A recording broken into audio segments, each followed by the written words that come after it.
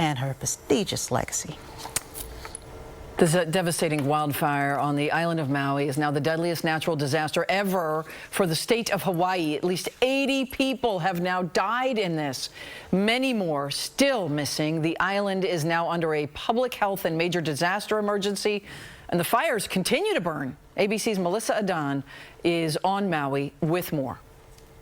Cars filing one by one down Hawaii Route 30, the only road into historic Lahaina.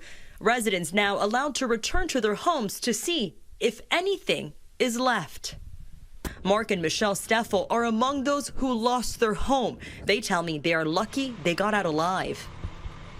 We were lucky that my wife happened to look out the window and see that the fire was coming. We were running for our lives. Many survivors now taking shelter in this gym in Wailuku. 62-year-old Tao Trong says she was forced to jump into the ocean to escape the flames. The people die in the car because nowhere to go. It burned. The people die in the house too, you know.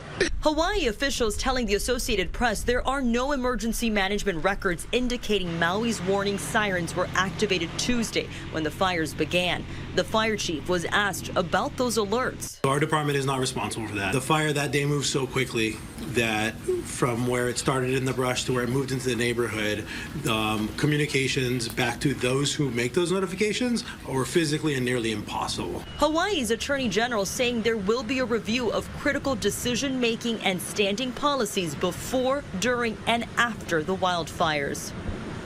The lack of power and internet is making finding those that are missing more difficult. As many as 1,000 people are still unaccounted for. And I'm just one of thousands of people with this story. One of thousands, and we need help. The Steffel family who I spoke with as they were traveling back to see their home tell me this is actually the second time their home has burned down. The first time a wildfire destroyed it during Hurricane Lane in 2018.